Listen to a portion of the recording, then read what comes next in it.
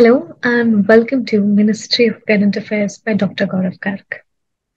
मैं दिव्यांशी और आज मेरे साथ इस इंटरव्यू सेशन में जुड़े हैं ओडिशा से चंदन स्वाइन, जिन्होंने आईपीपीएस क्लर्क 2022 एग्जामिनेशन क्लियर किया है। चलिए स्वागत और सीधी बात करते हैं चंदन से और जानते हैं उनका सफर एग्जामिनेशन क्लियर करने तक का। वेलकम चंदन, ढेर सारी बधाई। Thank you so much. Chandan, कैसा लग रहा है? It was your third attempt and you cleared the examination with flying colors. How do you feel about it? Feel really amazing. जो इतना महीने का, इतना सालों का जो मेहनत होता है ना, जो एक दिन में जो फीलिंग होती है, उसके लिए सारी वो स्लीपलेस नाइट सब वर्थ इट लगता है, सब वर्थ इट लगता चंदन, थोड़ा सा अपने बारे में बताएं। है। मेरा नाम चंदन सोई है। मैं उड़ीसा से बिलोंग करता हूँ, उड़ीसा का कोरापुट से। और मैं ग्रेजुएशन बीकॉम ऑनर्स से किया हूँ। और मैं 2019 से मेरा प्रिपरेशन स्टार्ट किया था मैंने। और 2019 से लेके अराउंड 2022 तक मेरा ऑलमोस्ट 90% सारे प्रीलिम्स एग्जाम्स क्लियर हो रखे हैं। लेकिन मेरा जो प्रिपरेशन था उसका थोड़ा डायरेक्शन गलत था, इसलिए मैं बहुत सारा मेंस में फेल हो गया था मैं। बट फाइनली इतने सारे फेल्ड अटेम्प्ट के बाद ये अच्छे से क्लियर हो गया। चंदन, आपने कहा कि 90% एग्जामिनेशन क्लियर होते थे लेकिन डायरेक्शन गलत हाँ। था। ये हाँ चीज जी। रियलाइज कब हुई? ये चीज मेरे को आई थिंक 2021 मिड में रियलाइज हो गया था कि मैं बहुत ही ज्यादा रॉन्ग डायरेक्शन पे अपना प्रिपरेशन को ले चुका हूँ। क्योंकि मुझे उस टाइम पे लग रहा था कि ये मतलब प्रीलिम्स क्लियर हो जाता है तो वो बहुत ही बड़ी बात होता है। फिर धीरे धीरे रियलाइज हुआ, मैं जब मेरे फ्रेंड्स लोगों को देखा कि प्रीलिम्स आई थिंक थोड़ा से भी आप सीरियस है और अच्छे से प्रिपरेशन कर रहे हैं तो आपका प्रीलिम्स अच्छे से और इजीली क्लियर हो सकता है। बट जो मेन चीज होता है वो मेंस को ही क्लियर करना होता है, क्योंकि वो ही जॉब दिलवाता है। और ये शायद मेरे को 2021 मिड में रियलाइज हो गया था। उसके बाद से मैंने मेरा प्रिपरेशन जो था वो मेंस के लिए और प्री एक साथ शुरू किया। तो चंदन, जब आप एग्जामिनेशन की प्रिपरेशन कर रहे थे, अम, ये बहुत ही करेजियस स्टेप है कि आपने रियलाइज किया कि गलती है, डायरेक्शन गलत है।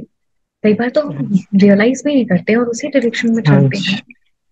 यस। और ये कोर्स करेक्शन करना बहुत जरूरी है। जब ये रियलाइज किया कि गलत direction, how did you proceed? हाँ जी। उसके बाद मुझे लगा कि जो मेन चीज होता है, मैंने फिर रियलाइज करने लगा कि जो मेंस में मेरा जो स्कोर कार्ड्स थे मेरे बहुत सारे एग्जाम्स के, मैंने फिर चेक किया कि उसमें कहाँ प्रॉब्लम्स हो रहा।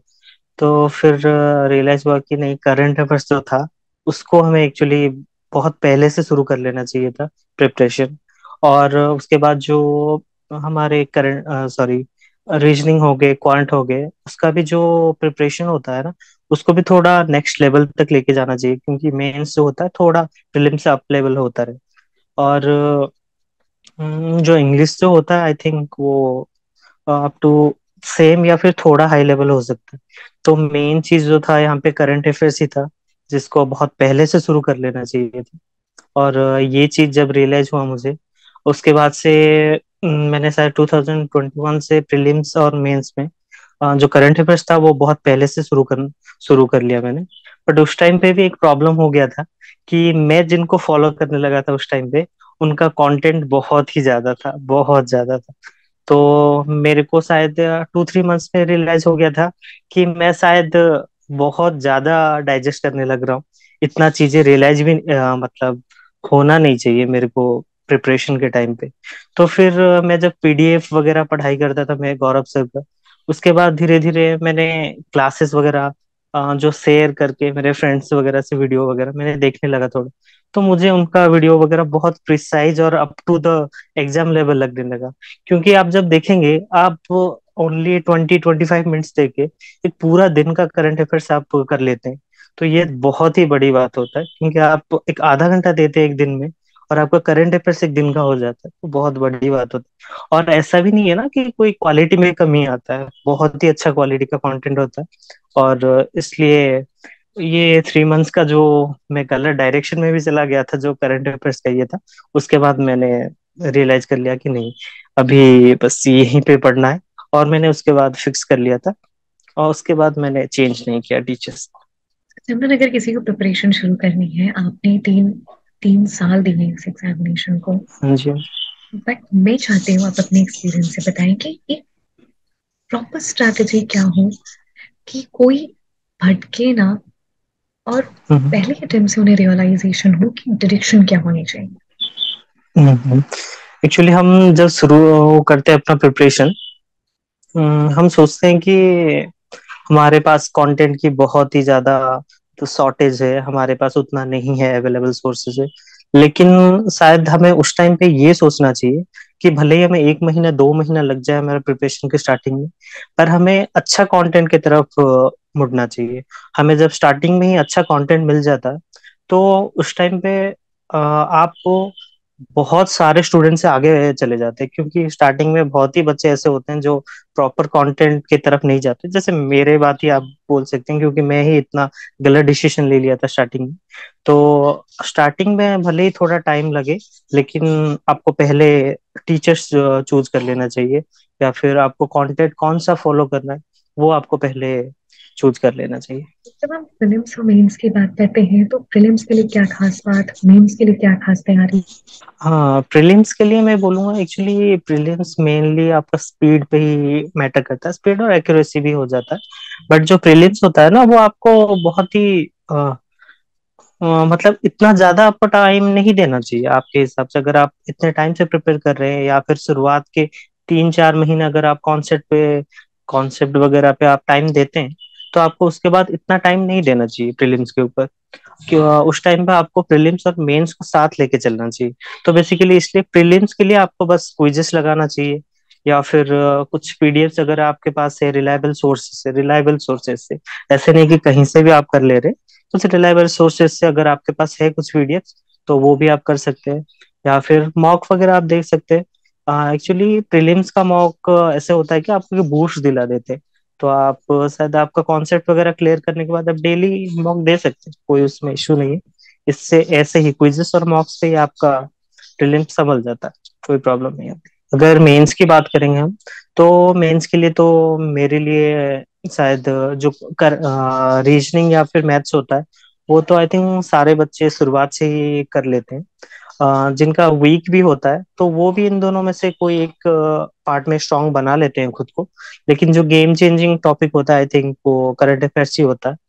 उसको आपको बहुत ही स्टार्टिंग से, जैसे हमारे बैंकिंग वगैरह में 6 मंथ्स के करंट अफेयर्स आते हैं एग्जाम में, तो 6 मंथ्स पहले के करंट अफेयर्स को हमको रेगुलरली रिवाइज करते रहना चाहिए।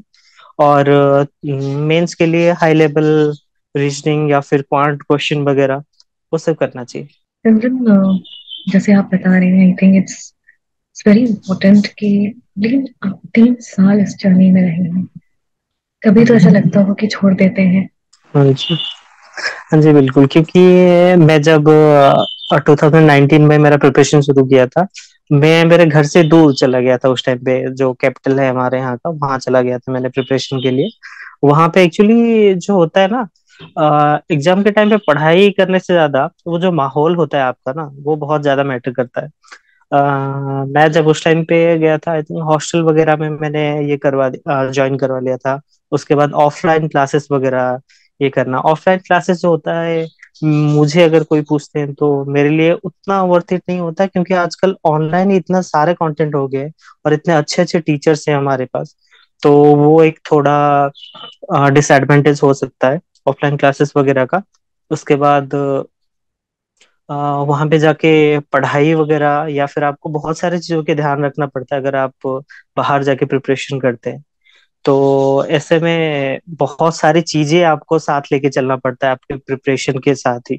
तो ये एक चीज होता है, जब आपको बहुत सारी चीजों की वजह से रियलाइज, या फिर आपको लगने लगता है कि अभी छोड़ देना चाहिए, या फिर बहुत टाइम लग रहा है, या फिर टाइम वेस्ट हो रहा है, पैसा भी बहुत ज्यादा वेस्ट हो रहा है, ऐसे लगने लगता है।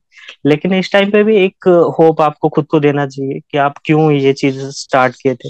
या फिर आपको जैसे ये जो मोटिवेशन वगैरह होता है, आपको आउटर सोर्स से ज्यादा आपको खुद से ही वो मिलना चाहिए। वो एक राइट डायरेक्शन देता है आपको। जैसे कि आपका सिचुएशंस वगैरह देख सकते हैं आप, कि आप अभी कैसे हैं, आपको क्या इश्यूज वगैरह है, या फिर अगर आप ये चीजें जो कर रहे हैं आप, अगर आप वो कर लेंगे तो आपको क्या चीजें आपका बेनिफिट्स होगा, या फिर आपका सिचुएशन कैसे बदल जाएंगे।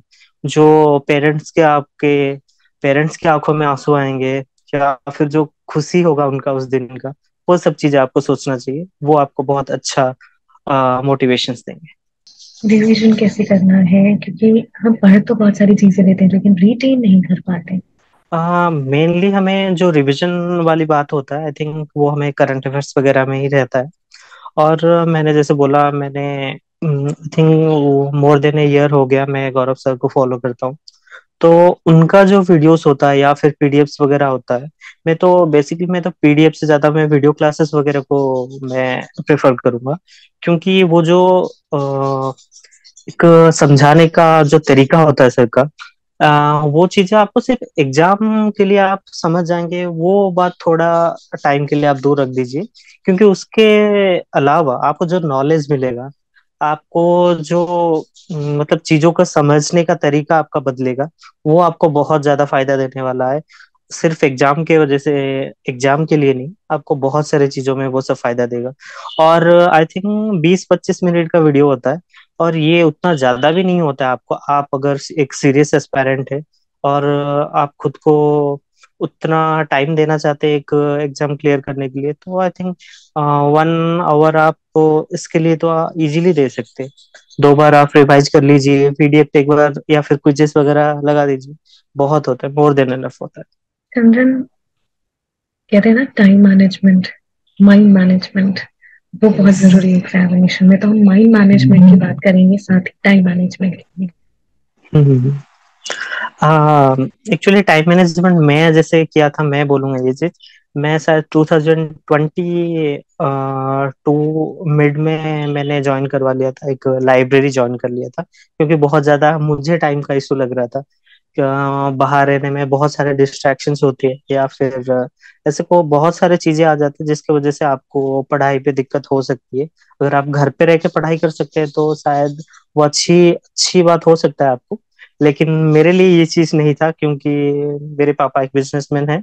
तो मुझे जब भी मैं घर पे पढ़ाई करने का ट्राई करता था, तो मुझे बहुत ही ज्यादा प्रॉब्लम होता था। तो मैंने एक लाइब्रेरी ज्वाइन कर लिया। और उसके बाद आई थिंक वहीं पे आपको बहुत सारे टाइम मैनेजमेंट का आइडिया आ जाता है आपको। क्योंकि वहाँ पे आप बहुत सारे बच्चों को देखते हैं जो इतना टाइम तक पढ़ाई करते हैं, ये वो।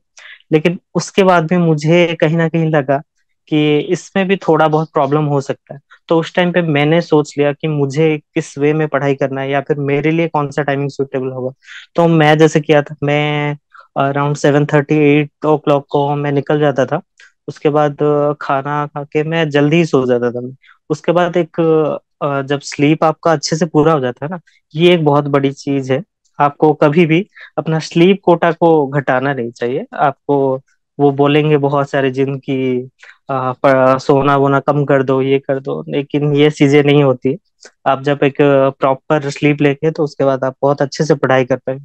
तो मेरा ऐसा था कि मैं जल्दी सो जाता था, और अपने आप ही एक अच्छी नींद के बाद मेरा नींद खुल जाता था। अराउंड 3:30-4 o'clock को आराम से खुल जाता था। और तो मेरा सुबह का जो टाइमिंग होता था, 2 घंटे में ही मैं आई थिंक 2 दिन का करंट अफेयर्स इजीली पढ़ लेता था। और 3-4 दिन का रिवाइज भी कर लेता था उस टाइम पे। तो मुझे ऐसा फील होता था कि मैं बहुत ही, मतलब मेरा दिन का जो शुरुआत है मैं बहुत अच्छे से कर लिया हूँ। तो ऐसे मैं टाइम मैनेजमेंट वगैरह करता था। और मॉक टेस्ट वगैरह आप जब देते हैं डेली, तो उससे भी आपका अच्छा खासा मोटिवेशन सा मिल जाता है आपको पढ़ाई करने के लिए। चंदन, स्टडी आईक्यू गौरव सर का कितना अहम रोल रहा है? हाँ जी, मैंने जैसे स्टार्टिंग से ही बोला आपको कि करंट अफेयर्स जो है वो बहुत ही मतलब गेम चेंजिंग, जो सो आई थिंक सॉरी, जो करंट अफेयर्स होता है वो एक गेम चेंजिंग सब्जेक्ट होता है मेंस के एग्जाम में। तो मैंने जैसे बोला कि बहुत ही कम टाइम में वो आपको एक पूरा दिन का करंट अफेयर समझा देते हैं आपको। इतने अच्छी तरीके से। और उनका जो सबसे अच्छा बात लगता है कि वो जो डेली का आपको पढ़ाते हैं उसमें वो आपको रिवाइज भी करवा देते हैं बहुत सारी चीजें आपको, अराउंड आई थिंक मंथ्स, एक दो महीने का पिछले जो उससे रिलेटेड टॉपिक होता है वो न्यूज में वो आपको समझा देते हैं। ये सबसे अच्छा बात है आपको रिवाइज करने का या फिर रिकॉल करने का, आपका पुराना जो करंट अफेयर्स वगैरह है। तो मैं तो बोलूंगा बहुत ही ज्यादा अहम रोल है सर का। और मैं उनको दिल से थैंक यू बोलना चाहूंगा इतना बड़ा सक्सेस के लिए। Kundan, we are very happy and very proud of your achievement. हम सेशन थैंक यू के सो end में मच। कुछ final tip suggestions. Final tip मैं तो ये बोलूंगा कि आप टाइम मैनेजमेंट अच्छे से कर लीजिए। आप चीजों को प्रायोरिटाइज करना सीख लीजिए थोड़ा, क्योंकि आप अगर गलत चीजें अगर कर रहे हैं, जो चीजें आपको नहीं करना चाहिए, या फिर आपको प्रिपरेशन के टाइम पे जो चीजें आपको सबसे पहले कर लेना चाहिए या फिर जिनको आपको डेफिनेटली करना चाहिए, उनको प्रायोरिटाइज कीजिए, उनको पहले खत्म कीजिए। वो आपको बहुत ही हेल्पफुल करेंगे। और टाइमली मॉक टेस्ट देते रहिए और उसको एनालिसिस भी करते रहिए। थैंक्स अ लॉट चंदन, पूरी टीम की तरफ से ढेर सारी शुभकामनाएं।